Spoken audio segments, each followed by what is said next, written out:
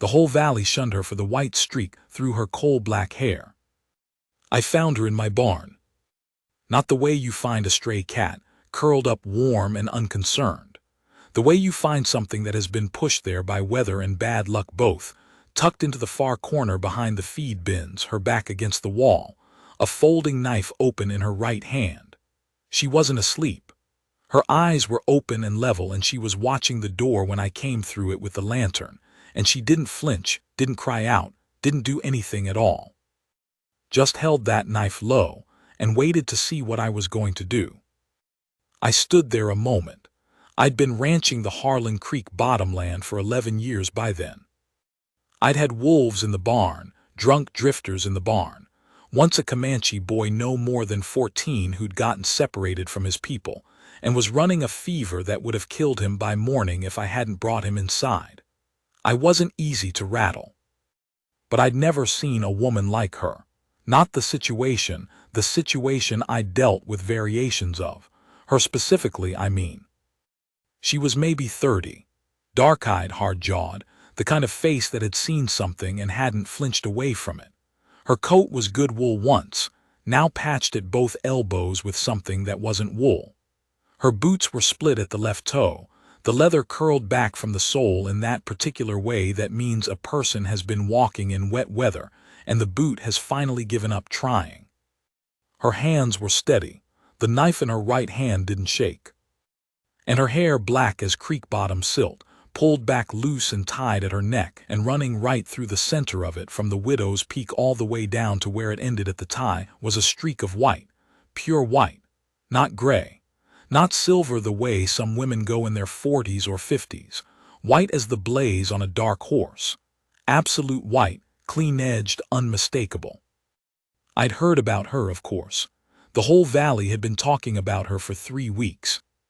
I set the lantern on the nail post and said, "I got stew on the stove, if you're hungry." She didn't answer right away. She looked at me the way a coyote looks at a hand reaching toward it. Not mean, not grateful, just measuring whether this was going to go bad and how fast she'd need to move if it did.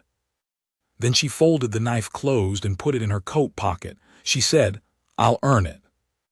I said, "I know you will," and I went inside to dish up a bowl. Her name was Delia Crane. She'd come to the valley 6 weeks before I found her in the barn, arriving on the Moorhead stage with a trunk and 2 bags and a letter of introduction to the Presbyterian church in town, because she was to be the new school teacher. The valley needed one badly enough that the need had its own weight to it. The Henderson family had 3 children who couldn't read. The Pratt family had 5. The Bellamy children, 4 of them, ranging from 7 to 12, had a mother who could do sums and a father who could barely sign his name.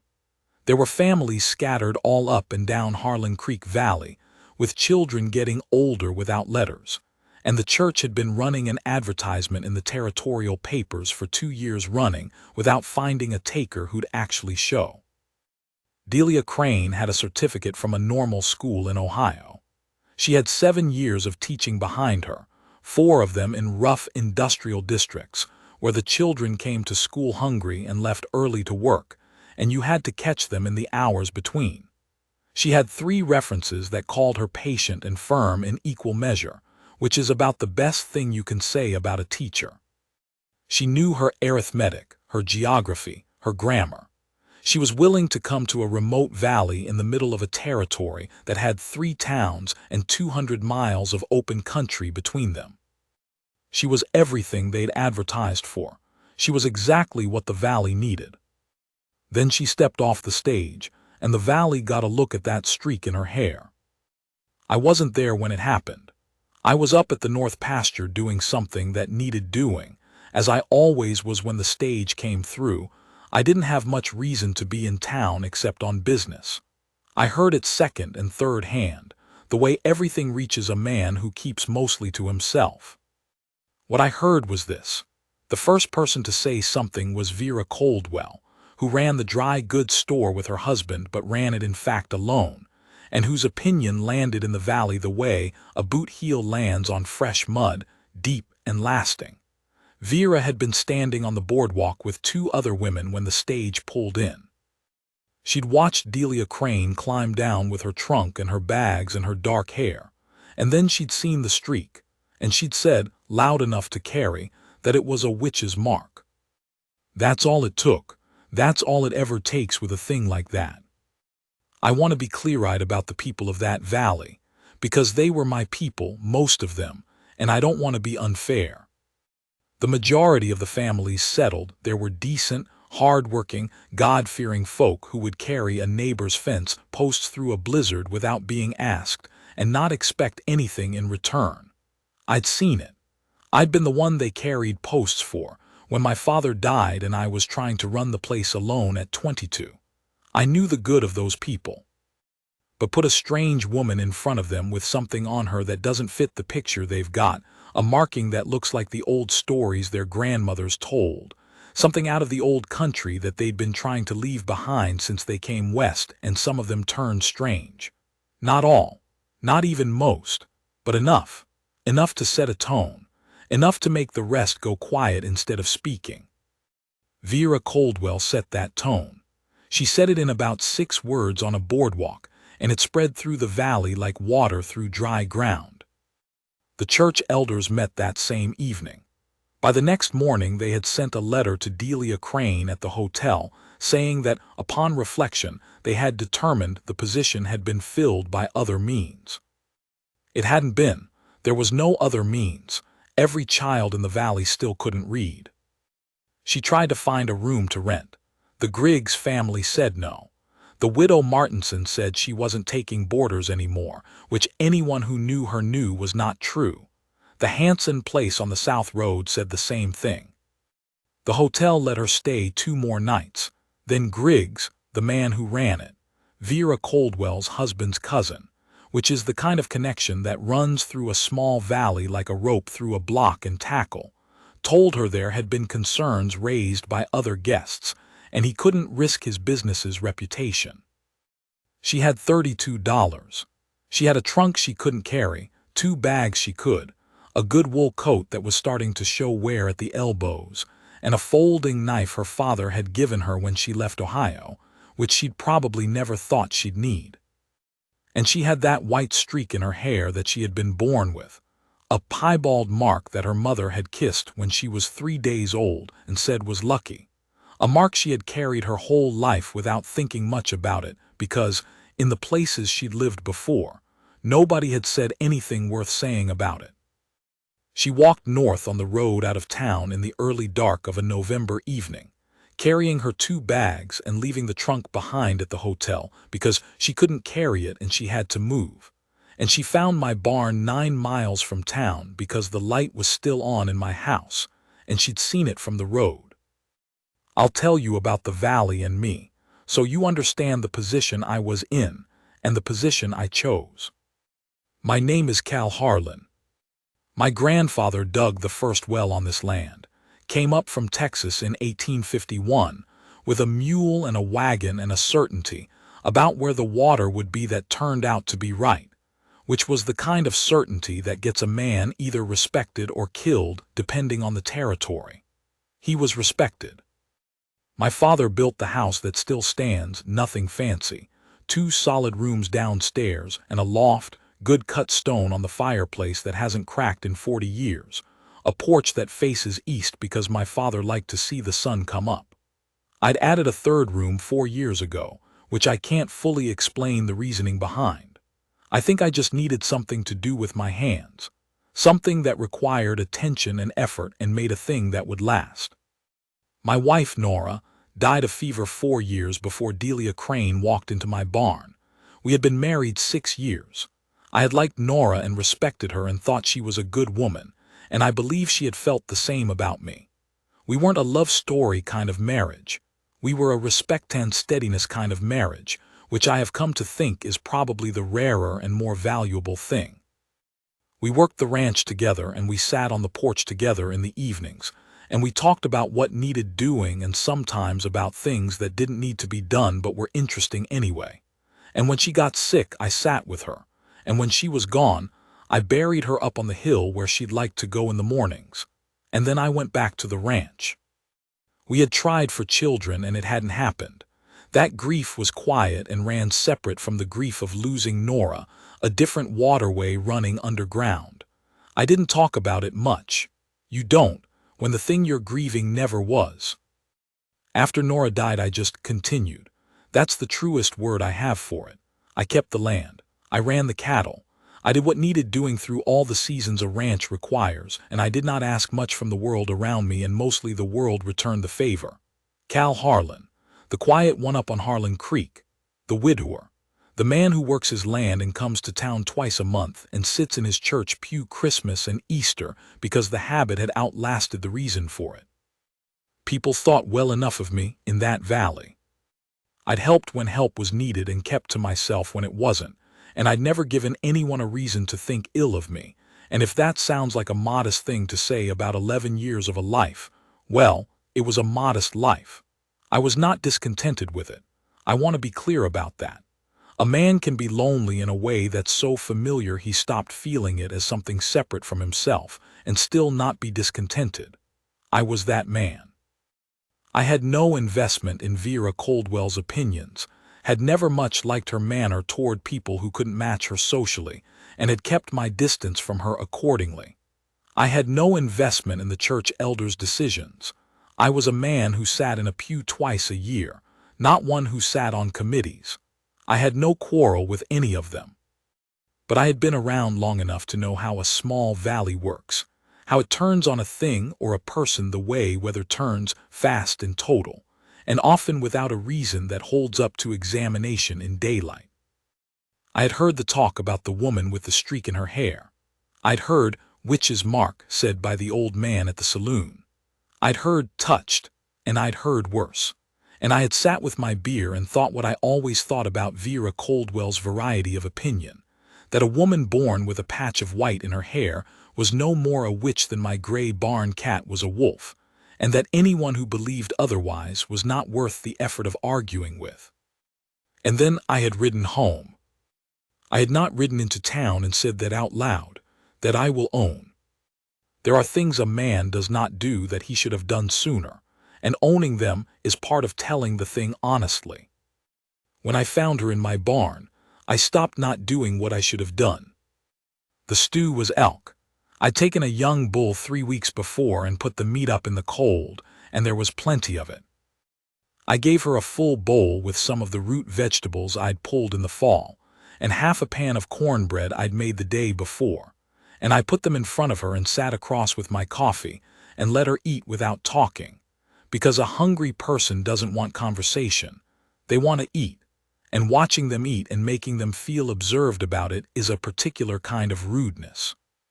She ate like she had some pride about it, not fast, not frantic in the way a person eats when they're close to starving and trying not to show how close. Controlled. She finished the bowl and set the spoon in it clean. She looked at the pot on the stove. I said, "There's more." She said if it wouldn't be a trouble. I said it wouldn't, and I got up and dished out the rest of what was in the pot and brought it back and set it in front of her. She ate the second bowl more slowly. By the time she was done, she had some color back in her face, and her hands had stopped the very slight movement they'd had when she first sat down, not trembling, nothing as dramatic as that. Just the small unsteadiness of a person who has been cold and walking for a long time and is only now beginning to come back into themselves. She sat with her hands flat on the table and looked at me directly. She said, "I'm not what they said." I said, "I know." She said, "You don't know anything about me." I said, "I know you're sitting at my table instead of lying in a ditch feeling sorry for yourself. You walked 9 miles in November dark with 2 bags. That's enough for right now." She held my eyes for a long moment. I don't know what she was looking for. Whatever it was, she seemed to find enough of it, or at least not find what she'd been braced for. She said, "I can cook, I can mend, I can work a garden, and I'm not afraid of cattle. I was raised on a farm outside Columbus." I said, "I don't need any of that tonight. Tonight what I need is to finish this coffee, and what you need is sleep." I pushed back from the table and stood. The loft's got a cot and blankets in the chest. You'll find it fine. She said, why? I looked at her. She said, why are you doing this? You know what they're saying about me in town. You know who I am. I picked up my coffee cup. I said, I know what frightened people say about a woman born with a white streak in her hair. I don't set a lot of store by frightened people. I walked toward the inner door to give her the room. Get some sleep. She slept. I lay awake in my own room for a while. I want to be honest about what I was thinking, because I'm trying to tell this thing as it actually was, not as it sounds better. What I was thinking was about the valley, about what it would say when it found out. About Griggs at the hotel and Vera Coldwell and the elders, and the fact that my cattle bought their hay supplements from Griggs's brother-in-law over on the east side, and that I ran my south pasture cattle on land the Coldwell family leased to me for winter grazing at a rate that was cheaper than anywhere else I could find. I was thinking about what it costs a man to go against the grain of a community he has to live inside every day for the rest of his natural life. I am not a man who pretends that cost doesn't exist. It exists. And then I thought about her sitting at my table with her spine straight and her hands flat, and asking for that second bowl with the particular dignity of a person who is not going to be humiliated by needing something they need. And I thought about my grandfather, who had dug the first well on this land with his own hands, and had been, according to my father, a man who made up his own mind about things and let the rest of the world keep its opinions in its own pockets. I went to sleep. In the morning she was already up. I came downstairs in the gray light before dawn. I've always been an early riser. It was how the ranch was run, and she was at the stove. She had found everything without being shown where anything was, which told me she had been up for some time, going carefully through the kitchen and learning it.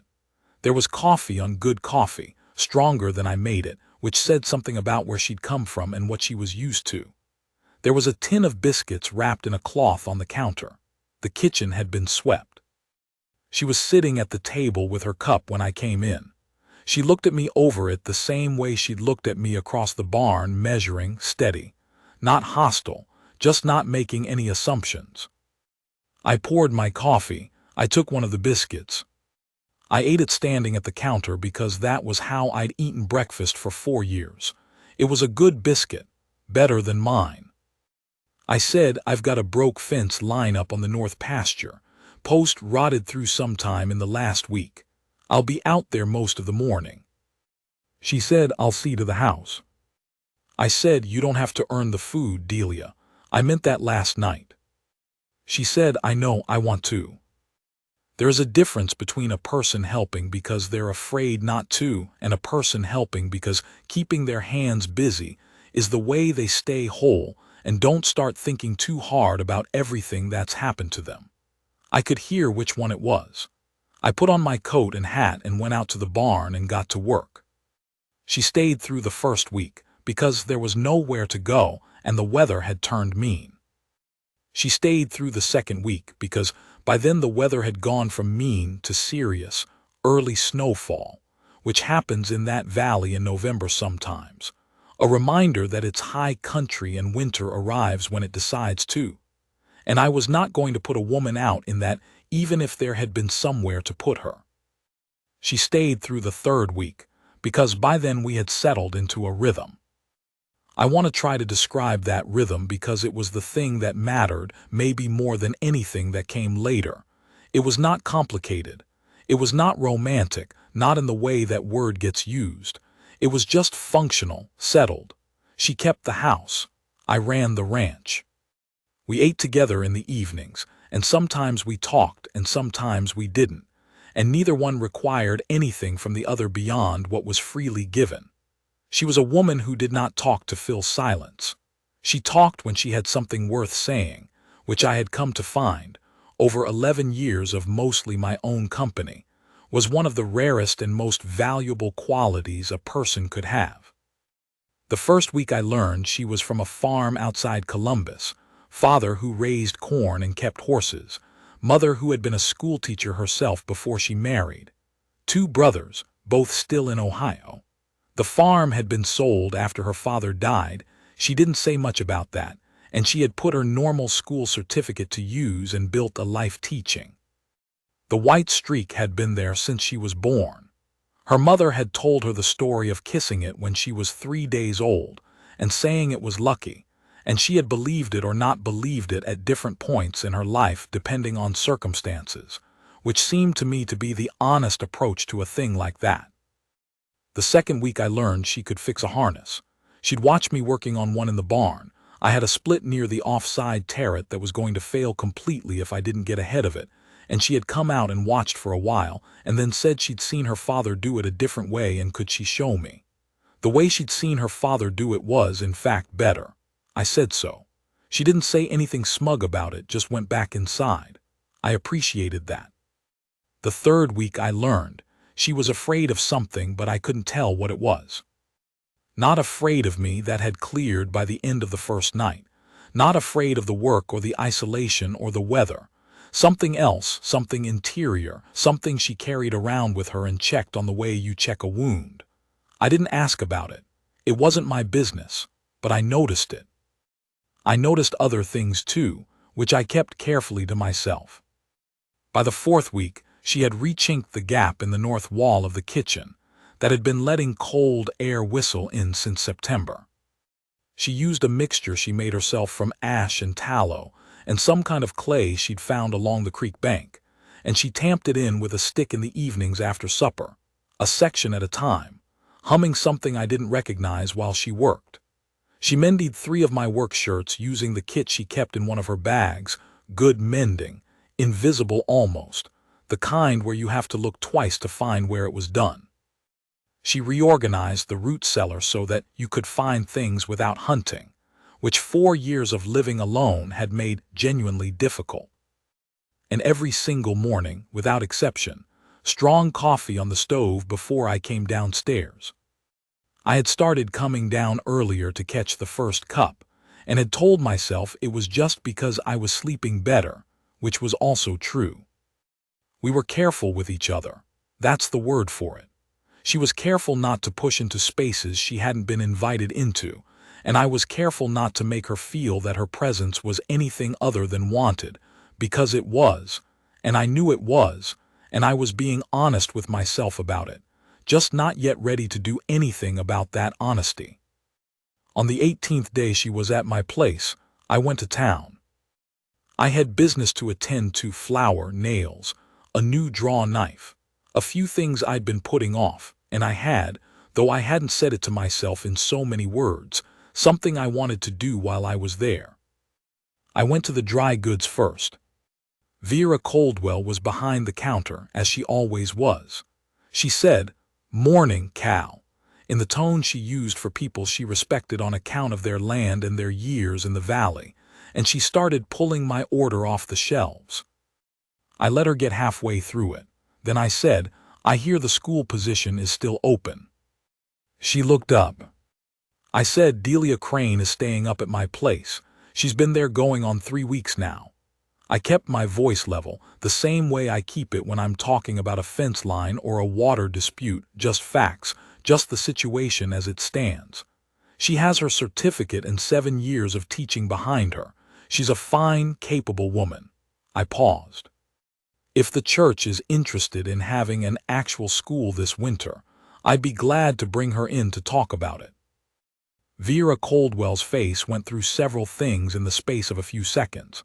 The last of them settled into something carefully composed. She said, "Cal, you know the concerns that were raised." I said, "I know what was said on a boardwalk 3 weeks ago." I said it without heat, without confrontation, just clear. I also know a normal school certificate and 7 years of experience. I know which of those I'd want making decisions about whether children in this valley can read. She didn't say anything to that. I picked up my order. I said, "I'll be in town on Friday if anyone wants to have a conversation." I went to the feed store next, then the hardware. I stopped at the saloon in the late afternoon for my usual beer, and the Pratt brothers were there. Both of them, Ned and Cole, and their families between them had enough children of reading age to fill a schoolroom. And I said what I'd said to Vera, plain and direct and without drama, just one man telling two other men what was true and what was available. I wasn't asking permission. I wasn't arguing. I was stating facts and letting men decide for themselves, which is the only way to do it that has any chance of sticking. I rode home. I won't tell you the valley turned around because of what I said in the dry goods and the saloon. It didn't, not right away, and I'd be lying to dress it up that way. What happened was slower and truer and had more to do with Delia herself than with anything I said. It had to do with December. December in that valley is serious weather. Not always, some years it comes in mild and forgiving, but the year I'm talking about came in hard, the way it does when the cold drops fast off the northern mountains and doesn't let up for weeks.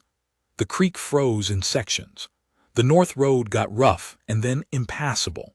The sky went the color of old pewter and stayed that way for most of the month. In the middle of all that, the Henderson children got sick. Not all of them, two of the younger ones. A boy of 8 named Isaac and a girl of 6 named Clara. Scarlet fever, which is not a thing you want coming through your family in the middle of a hard December with the nearest doctor 40 miles away, and the roads the way they were. I heard about it when I was in town on a Thursday. Henderson himself had come in to see about getting a message to Doc Ray's on the Moorhead Road, and we crossed paths at the hardware, and I could see the particular pinched look a father gets when his children are sick, and he is not sure what to do about it. I told Delia when I got home. She went quiet in the particular way she went quiet when she was thinking something through rather than avoiding it. She was at the table with the primer she'd brought in her bag, reviewing the letters sequence for a school she didn't yet have, and she set it down. She said, "Scarlet fever, are you sure?" I said, he said the rash, both children running high temperatures. She was quiet for another moment. Then she said, "I've nursed it before, twice, both times in Ohio." She looked at the window, the dark outside, the cold that was pressed against the glass like a hand. "I know the progression and I know what helps and what doesn't. Can you get me there tonight?" I said, "It's 9 miles and the weather's bad." She said, "I know." I looked at her. She looked back at me steady and clear-eyed, no drama in it, just a woman who knew what she could do and was telling me she wanted to do it. I said, "Give me 20 minutes to get the horses ready." We rode through weather that had no business being ridden through. The wind off the North Ridge was hard and mean, the kind that gets under everything, and the road was glazed in stretches from where the snow had melted and refrozen. I rode ahead and she followed close behind, and at some point in the middle of the worst of it, I pulled up to check that she was still there, and she was right there, leaning into the wind with her coat pulled up and her hat down, not asking for a stop, not complaining, just coming. 9 miles, and she didn't say a word about the cold or the wind or the road. We got there before 9 o'clock at night. Martha Henderson met us at the door. She was a woman who had probably been afraid of Delia Crane when she saw her on the boardwalk 3 weeks ago, or had at least kept the kind of careful silence that amounts to the same thing. She stood in her doorway with 2 sick children behind her in the warm house, and she looked at Delia and what she said was, "Can you help them?" Delia said, "I can try, let me see them." Martha Henderson stepped back without another word and let her in. What happened over the next 3 days I can tell you partly from what I saw and partly from what Henderson told me afterward. Delia went to those children and she sat with them, and she knew what she was doing. She knew the fever progression and she knew how to manage it, the cool cloths, the timing, the way to get a child who doesn't want to swallow anything to take in enough liquid to matter. She talked to them, not in the soft, uncertain way people sometimes talk to sick children, performing reassurance they don't feel, but directly, matter-of-factly, telling them what she was going to do before she did it and why, which settled them in a way the uncertainty hadn't. I stayed 3 days, not because Delia needed me there, she had the situation in hand, but because Henderson needed his cattle fed and his fence post set and his firewood brought in, and the man himself was so pinched with worry that he wasn't fit to do any of it. I worked his land for those 3 days and slept in his barn and came inside for meals, and on the second evening I sat at his table, while the sounds from the back room were the steady, low sounds of Delia moving and the children's voices answering her. And Henderson looked at me across the table and said, "I heard things about her." I said, "I know." He said they were wrong. I said, "Yes." He was quiet for a moment. He had big hands for a man his size, and he had them flat on the table the same way Delia put her hands when she was thinking. He said, "I should have said something at the time. When Vera said what she said, I should have spoken." I let that sit for a moment without filling it. Then I said, "Well, there's time yet to say things." He nodded. He looked at his hands. "There is," he said, "there is." Both children came through. The boy first, then the girl, Clara, who was the one I'd been more worried about. She ran her fever higher and longer.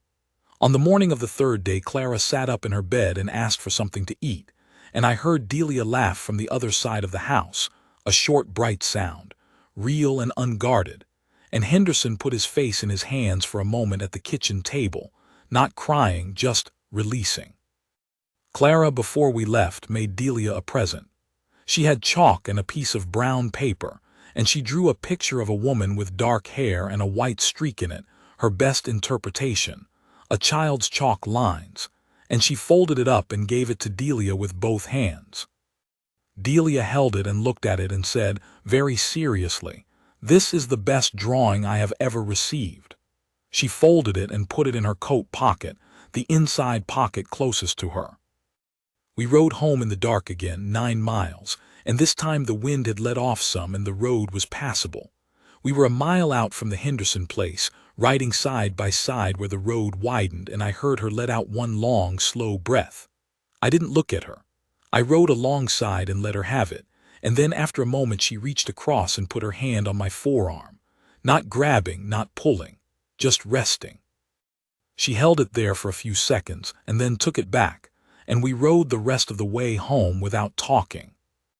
It was enough, it was plenty. Henderson talked. Of course he did. A man whose children nearly die and then don't is not a man who stays quiet about the person who sat with them through it. He talked to the Pratts, because the Pratts were the next family he saw, and the Pratts had 5 children of school age. He talked to the Bellamys on the South Road. He talked at the hardware and at the saloon and apparently at the church on Sunday, where he said something from his seat before the service. Not at the pulpit, just from where he sat, which is somehow more weighted than the pulpit, about the woman up on Harlan Creek and what she'd done for his family. The valley shifted, not completely, not all at once. Vera Coldwell did not have a change of heart. I don't believe Vera Coldwell's heart was capable of a change at that particular point in her life, though I am not a man who gives up entirely on people. But the Hendersons talked, and the Pratts had 5 children who couldn't read, and by the second week of January there was a meeting at the church hall. Delia went. I hitched the wagon and drove her to town and let her out at the church steps and told her I'd be in the saloon when she was done. She went in with her certificate and her references from Ohio and the letter from the school district where she'd last worked, and she came out 42 minutes later by my pocket watch and stood at the top of the steps and looked at me in the dark. I was on the wagon across the street, and the light from the church window was behind her, and I couldn't read her face at that distance. She said across the street just loud enough to carry, "Monday." I said, "Good," and I got up to get the wagon. She came down the steps and climbed in, and we rode home in the cold and the quiet, and at some point she said, "You went a bat for me." I said what was true. She said, "Don't do that." I looked at her. She said, "Don't wave it off like it cost you nothing. I know what it costs. I grew up knowing what it costs to go against what a community decides." She paused. "You went into that town and you said things." I said, I said Vera Coldwell was wrong, and a qualified teacher was available. I didn't storm the barricades. She said, Cal. I said, what? She said, thank you. I held that for a moment. The stars were out now, the sky had cleared during the evening, and the creek made its low sound in the dark to the right of the road. I said, you're welcome. And I meant it plain, not dismissive, not brushing it off, just accepting it the way she meant it. We rode the rest of the way home, in the good kind of quiet. She started teaching that Monday. The room was one end of the church hall, divided off by a heavy curtain, which was not ideal but was what was available. She had 14 students the first day. By Friday she had 18. The Pratt children came, all 5, the eldest one barely fitting the small desks, but there. The Henderson children came, Isaac and Clara both, Clara still a little pale but steady. 3 of the Bellamy children. One boy named Jerome Sutter, who was 11 years old and had a reputation in the valley for being difficult, which in my experience of the valley usually meant he was sharper than the people around him and had no outlet for it. I know all this because she told me about it in the evenings. She would come home, and she was coming home now to my house, to my table, and neither of us had said anything formal about that, but it had the feeling of a settled thing. And she'd take off her coat and sit down, and I'd put coffee in front of her, and she'd talk about the school while I asked questions. She had things to say every night. Small things mostly, the particular way a child had worked out a letter, the way the older ones helped the younger ones without being asked, the way the room sounded when it was going well, which she said was a low hum of concentration, everyone in their own work, and you could feel when it shifted.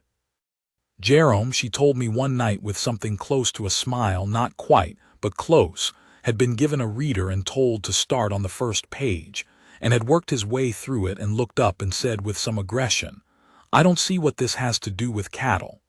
And she had said, very directly, without any softness about it, it has nothing to do with cattle. It has to do with being a man who can read his own contracts and can't be cheated because somebody knows he can't. And Jerome had looked at her for a long moment, and then he had looked back at the book and turned to the second page on his own. I said, that's how you talk to people. She said, that's how you talk to someone who's smart enough to need a real reason. I said, same thing. She looked at me with something in her eyes that wasn't quite a smile, but was warmer than anything I'd seen before in them, and she said, you're not so different yourself, you know. I didn't say anything to that, but I thought about it for several days. January ground on. February came in cold and mean and stayed. I should talk about what was happening between us during those weeks, and I'll try to do it honestly, because I think the honest version is the true one, and the true one is the one worth telling. I had not expected to have a woman in my life again. When Nora died, I had been sad and I had grieved and I had done the work of grieving, the kind of work that doesn't look like anything from the outside, just a man getting up and doing the day and doing it again, and at some point finding that the grief has shifted from a sharp thing to a dull one and eventually to something you carry around without thinking about much, like a stone in a pocket. I had done that work. I was on the other side of it. But the other side of it was just continuation, getting up and doing the day. The ranch, the cattle, the seasons. I had stopped expecting anything beyond that, and I had made my peace with the stopping, and I had genuinely believed it was peace and not just exhaustion wearing the same coat. Delia Crane was in my house every evening now at my table in the chair across from mine, and it was not peace anymore. It was something else. I thought about this carefully the way I thought about major land decisions, slowly, from all sides, without rushing toward a conclusion I wanted. I thought about the 13 years between us. I thought about the fact that she was in my house because she'd had nowhere else to go, and I was not in the business of mistaking gratitude for something richer.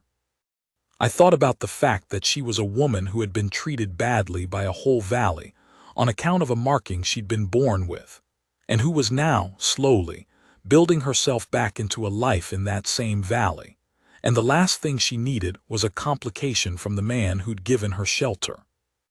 I held all of that. I kept my distance in the way that matters, not cold. I hope I was not cold, but not pressing, not angling for anything. I let things be what they were. What they were day by day was this. She woke before I did. I would hear her in the kitchen when it was still dark outside, the particular sounds of the house being used, the stove door, the water, the quiet movement of a person who is considerate of the fact that another person is still sleeping.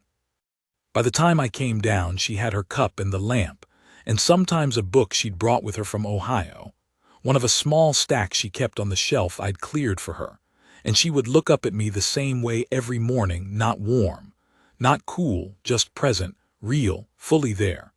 And I would pour my coffee, and we would sit for a while before I went out and she prepared for school. I had forgotten what it was like to have mornings be a shared thing rather than a solitary one. I had been alone for 4 years, and I had genuinely not thought about it, the absence of another person in the morning hours, because you stop thinking about what you've stopped having. And then there it was again, someone else at the table, someone else making sounds in the house, the simple fact of 2 cups instead of 1, and I found I had missed it more than I'd known. In the evenings she told me about the school and I told her about the ranch, and we had developed, without planning it, a kind of joint attention to the problems of both. She'd ask about the south pasture fence that needed work and whether I'd gotten to it. I'd ask about the boy who was struggling with his letters, not Jerome, a younger boy, one of the Bellamys, and whether she'd found what was blocking him. It turned out the boy was holding his chalk wrong, had been from the start, and his hand was cramping after 10 minutes, which explained why he'd stop and stare at the paper. She'd caught it by watching his hand instead of his face. I said, "How'd you know to look there?" She said, "When something doesn't work, you stop looking at where you expect the problem and start looking everywhere else." That was a better piece of advice for ranching than most things I'd been told by men who thought they knew ranching. There were evenings she was tired in a way that went past the body, tired behind the eyes, the way a person gets when the work they're doing matters and the mattering of it is its own kind of weight. On those evenings, I didn't ask questions. I put food on the table and let her eat and didn't demand anything from the quiet between us. Once she fell asleep in the chair by the fire, her book still open on her lap, and I took the book and put a blanket over her and left the lamp low and went to bed. She didn't mention it in the morning, and neither did I. And there were evenings she was the other thing, alive, quick, running on the particular energy of a person who is doing work they were made for. She'd come through the door, and the house would feel different immediately, charged up somehow, and she'd be talking before she'd hung up her coat, telling me about something a child had done or said that had given her an idea, something she wanted to try differently, a new way of approaching the letters that she'd thought of on the ride home. On those evenings I would sit back and let her run with it, asking a question when she needed one to keep the thinking going, watching her face when she was turning a problem over, which was a face I found I could look at for a long time without needing to look away. I was being careful. I held that carefulness like a tool you need but handle gently, one you know is necessary and don't want to put down but also know could do damage if misused. I did not know, until the night she put her hand on the table, whether she felt any of what I felt. I had no certainty about it. She was warm toward me, respectful, easy in the way 2 people get who have shared a house through a hard winter and found each other manageable at close quarters. But warm and respectful and easy are not the same thing as what I was carrying around. They can coexist with nothing more than what they are. I held my uncertainty carefully too. Then Pierce came, and everything that was careful got held up to the light. The trouble with Addison Pierce came in the middle of February, which turned out to be earlier than I'd thought he'd make his move. Pierce ran cattle on leased land on the east side of the valley. Not his own land, never his own land, which is a detail I won't overread but which says something about how a man approaches things. He had a wife somewhere back east, people said.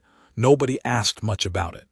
He was a handsome man, easy manner, good clothes, the kind of man who moves through a room as if he's already decided how it's going to go. He went to the school. That in itself was not unusual. Men of the community checked on the school, looked in on progress. It was reasonable and expected.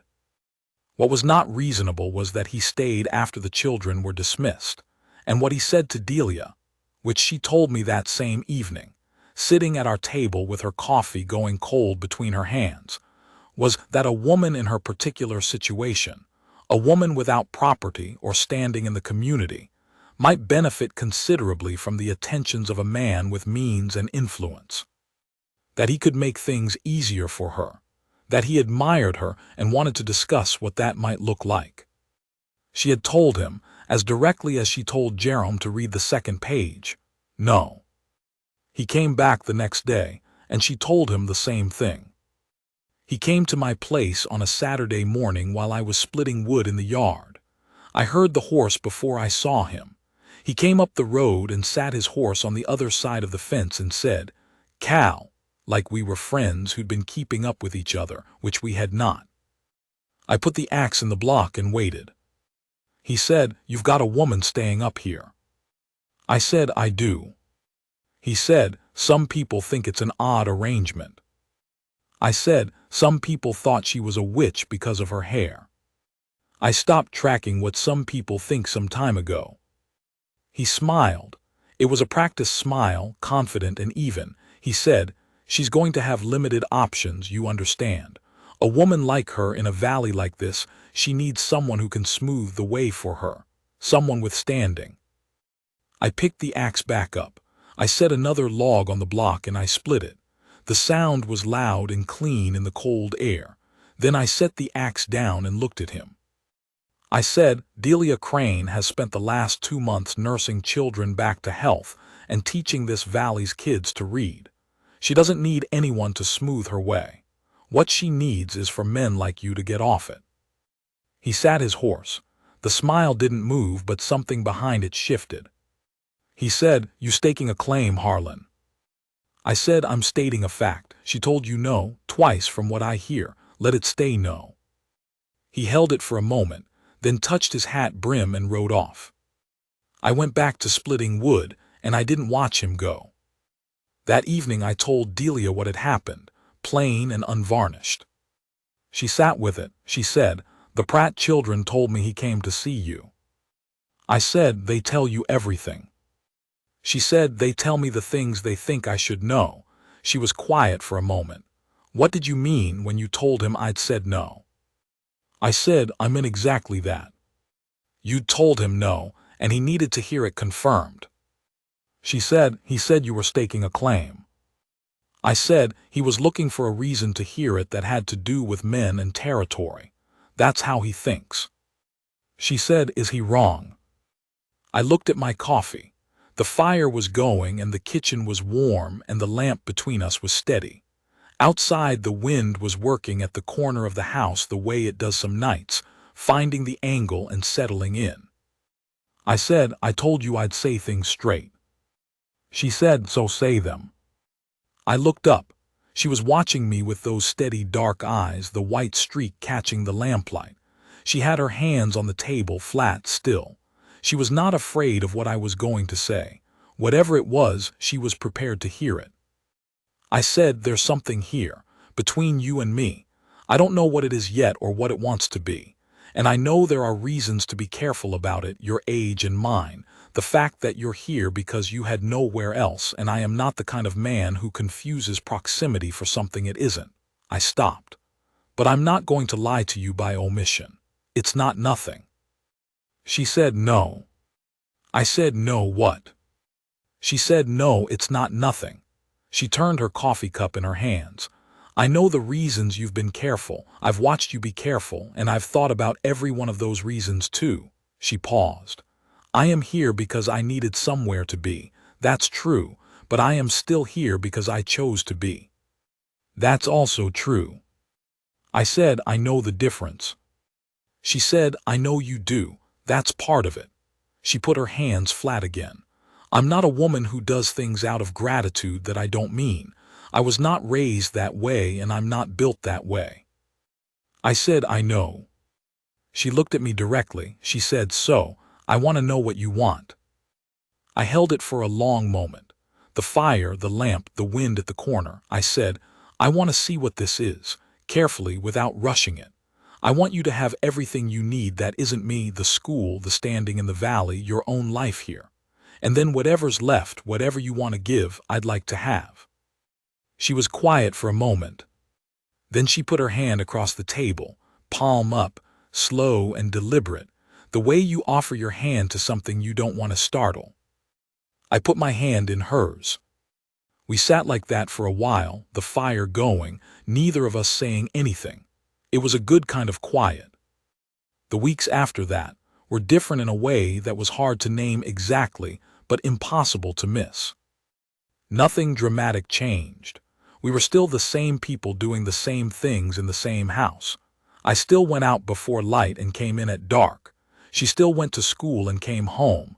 We still sat at the table in the evenings. But something had been named that had been unnamed before, and the naming of it changed the air in the room the way opening a window changes the air. The room is the same room, but it breathes differently. She started, for instance, asking me about the cattle by name. I had names for the breeding stock, nothing fancy, just practical identification. A brindle cow I called Tuesday because she'd been born on one. A good bull I'd had for 4 years that I called Granger after a man who'd sold him to me at a fair price. She started asking about them by name, asking how Tuesday was doing with the cold, whether Granger was holding his weight through the end of winter. I don't know when she'd learned the names. Probably when I wasn't paying close attention. The way she learned most things about the place, quietly, on her own, without making anything of it. And I started, for my part, asking more careful questions about the school. Not just the facts, I'd always asked about the facts, but the underneath of it. What she was trying to do with the older children that was different from what she'd done in Ohio. Whether the particular structure of this valley, the way the families were spread out, changed what worked. She had thought about all of it, and she would answer at length when she could see I was actually asking and not just filling silence, and I found that I learned things about how a person learns, about the particular difficulty and dignity of doing something you can't do yet and keeping at it anyway. She talked about her students the way a good doctor talks about patients, with precise attention, without sentimentality, with a deep respect for what they were trying to do. In the middle of March, she came home from school on a Friday evening and found me at the table with my father's papers. I went through them once a year, the original land grant, the water rights, the deed, the various surveys over the decades, just to stay current with what I had and what I owed and what I was responsible for. She sat down across from me without asking what I was doing, which was how she handled most of the things she found me doing, and looked at the papers laid out on the table. She said, "These go back a long way." I said, "My grandfather filed the original grant in 1851. She picked up a page carefully, holding it by the edge. It was the survey map from 1857, my father's handwriting in the margins marking adjustments from the original. She looked at it for a long time. She said, "You've had this land your whole life." I said, "The land's had me. I'm not sure it goes the other way." She looked up. I said, "My father used to say the land was the patient one. We were just the latest people trying to keep up with it." She thought about that. She set the paper down carefully by its edge. She said, "I've never had anything that went back that far. Never had a place that had a history with my family in it." I said, "You do now if you want it." It was the most direct thing I'd said about the future. I hadn't planned to say it that way. It just came out because it was true. She looked at me for a moment. Then she said, Are you asking me something?" I said, "I suppose I am." She said, "You're going to have to be less indirect about it, Cal." I set down the paper I was holding. I said, "Delia, will you marry me and be on this land with me?" She said yes. Not quickly, not the quick yes of someone who has been waiting and can barely hold it in. A settled yes, like someone who has thought about a question from all the angles and arrived at the answer because it's the right one. A yes that had some weight to it. I said good. She said good. We went back to looking at the papers. Spring came the way it comes up on Harlan Creek, sudden, like it had been waiting just around a bend in the season, and then decided to show itself all at once. The snow went off the north-facing hills in 10 days, which is fast for that country, and the creek came up and ran brown and loud, and the air had that particular smell of wet earth and something green forcing its way up through what had been frozen. I'd always liked that smell. It reminded me of my father saying every year, "Well, there it is again," as if he hadn't quite believed it would come back. There it was again. The ranch woke up the way it does in spring, which is to say, everything that had been deferred through winter came due all at once. The south fence needed 3 posts replaced where the frost heave had got under them. 2 of the cows that had wintered hard needed attention, one of them with a hoof that had gone soft from standing too long in ice melt.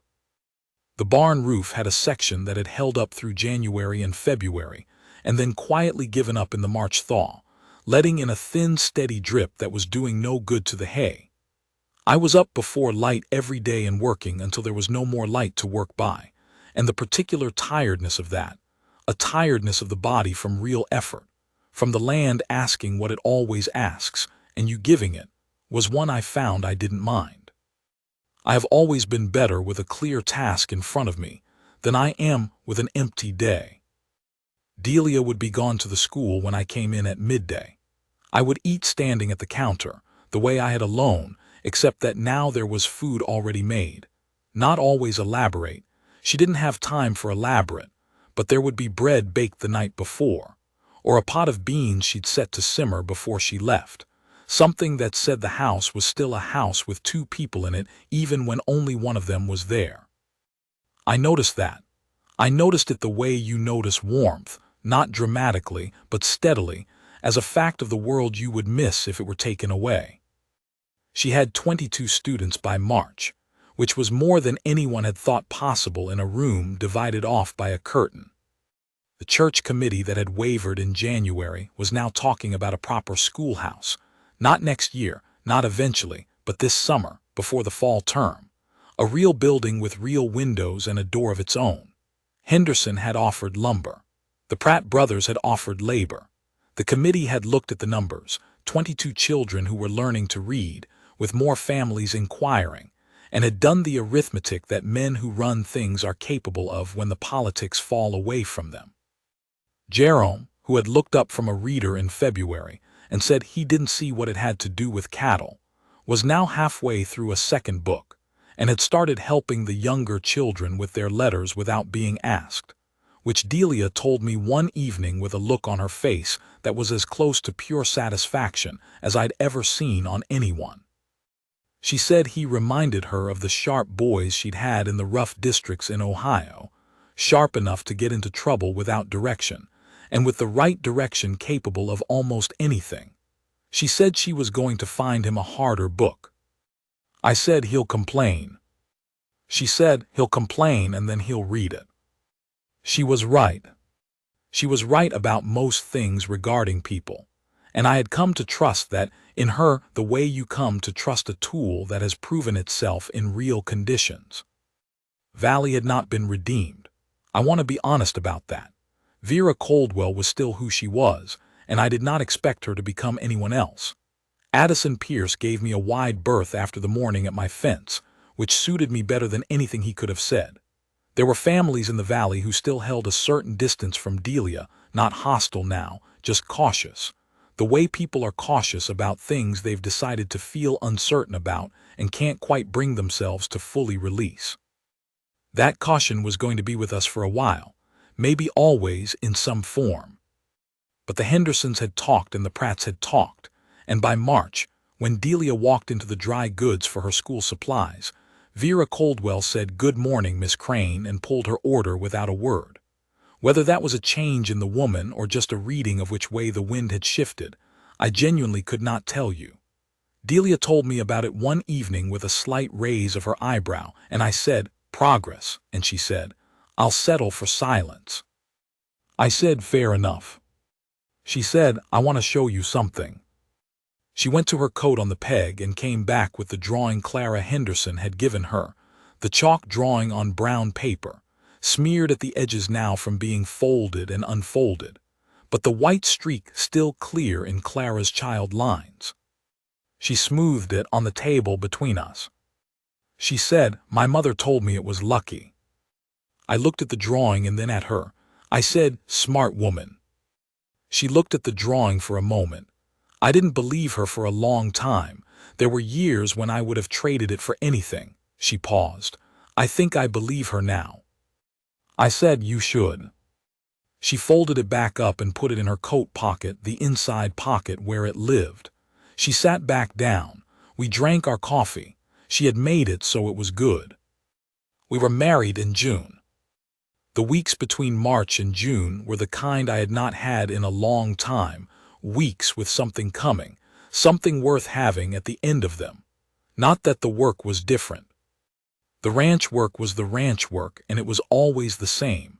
Spring always asks the same things, and I gave them the same way I always had. But there was a quality to those weeks that I notice now looking back, a kind of texture, like the difference between walking a road with nowhere particular to be and walking it towards something you want to arrive at. We talked about what the arrangement of the house would look like after. Practical things, which room, what space was hers for her own use, where the books should go. She had strong opinions about where the books should go, which turned out to be on the shelves in the main room so they were accessible rather than packed away, which seemed obvious once she said it and had not occurred to me in 11 years of living there. I took down a cabinet that had been against that wall and put up 2 long shelves, and she arranged her books and a few of mine on them, and the main room looked different. Lived in is the right phrase, like a place where a full life was going on. She also, in May, wrote to her brother in Ohio and told him she was getting married. She let me read the letter before she sent it. It was plain and direct and said what it needed to say, which was that she had come to a territory in the West and had not had an easy start of it, and had found a man she respected and who treated her with honesty, and she was going to marry him. She described me briefly, a rancher, a man who has worked his own land his whole life, a man who says what he means. And I read those 3 things and folded the letter carefully and handed it back to her without saying anything, because there was nothing to say. They were the things I would have wanted someone to say about me. The brother wrote back and said he hoped she was happy, and that their mother would have been glad for her. She read that one at the table and put it in the pocket with Clara Henderson's drawing. On the east-facing porch in the morning, because that's where the light was good, and it was where my father had built it to be, to face the sunrise. The circuit preacher came and said the words he was there to say, and I held Delia's hand and she held mine, and we said what we meant to say to each other, and it was done. I have been to weddings that were large and elaborate, and I have seen people get married with a band and 40 guests and tables of food, and I am sure those are fine things. This was ours. A porch, a preacher, the hills going gold in the morning light, the creek flat and bright between the willows, the cattle moving slow on the far pasture the way cattle do in early summer, unhurried, the whole day ahead of them. The Pratt family had sent over a jug of good whiskey the day before with a note from Ned that said, "You two have earned it." The Henderson family had brought up a ham. Martha Henderson had hugged Delia in the kitchen and said something that I was not supposed to hear, which was, "You saved my girls." And Delia had said, in the way she said things, "They saved themselves. I just sat with them." Jerome Sutter had come up with his father, which I had not expected. He stood in the yard with his hat in his hands, which was something I had not seen that boy do before with anything, and he said to Delia, straight-faced and serious, "I finished the 2nd book." She said, "All of it." He said, "All of it." She put her hand on his shoulder. She had to reach up a little. He'd gotten taller over the winter, and she said, "Good man." Something moved through him at that. Something he was too young and too proud to show on his face, but it was there. The valley was not transformed. I won't say that. The hard things in people don't transform on account of a wedding on a porch. Vera Coldwell was still Vera Coldwell. The people who had been cold were still, some of them, cooler than they should have been. There would be other years and other difficulties, and the valley would show its narrowness again in one way or another, as communities do. But that day was good. That day was genuinely, straightforwardly good, and I held on to it. After the preacher rode off and the guests had gone home, the Pratts and Hendersons and Jerome and his father, all of them heading back down the road in the long light of the June afternoon, Delia and I stood on the east-facing porch and watched them go. She took my arm. Not the way she'd taken my forearm in the dark on the road home from the Hendersons, that careful gesture, that measured thing. She took my arm the way you take hold of something that belongs to you and that you belong to, both hands, and she stood beside me. I felt the weight of her hands. I felt the weight of the whole day, all of it together, the years before, the work and the grief and the 4 years of just continuing, the November night and the lantern and the woman with the folding knife and the steady eyes. I felt the valley spread out before me in the June light, the hills I'd been looking at for 11 years, the creek I'd known my whole life, the cattle on the far pasture, all of it exactly what it had always been and also completely different for her standing in it with me. I was not a man who went in for grand statements. I never had been. But I knew, standing there, that I had been given something I had not expected to have again and had not let myself want. The particular weight of being known by someone good and chosen anyway. Not chosen for the land or the steadiness of the work or because there was nowhere else. Chosen clear-eyed by a woman who had looked at everything I was and everything I wasn't and put her hand on the table palm up. That is not a soft thing. That is the heaviest and best kind of thing a man can have. She said after a while, "What are you thinking?" I said that your mother was right. She turned and looked at me. I looked at her, the dark eyes, the white streak catching the afternoon light, the slight rise at the corner of her mouth that I had learned to read as more than it showed. She said, "Yeah." I said, "Lucky streak." She looked at me for another moment, and then she looked back out at the hills and the light, and she tightened her hold on my arm, just a small increase of pressure, the kind that doesn't ask for anything and says everything. I covered her hands with mine. The sun kept going where it was going. The creek kept running. The cattle grazed on the far pasture in the long June light, unhurried, the whole evening ahead of them. And the two of us stood on Harlan Creek land on the east-facing porch, in the last of the good afternoon, and we were home.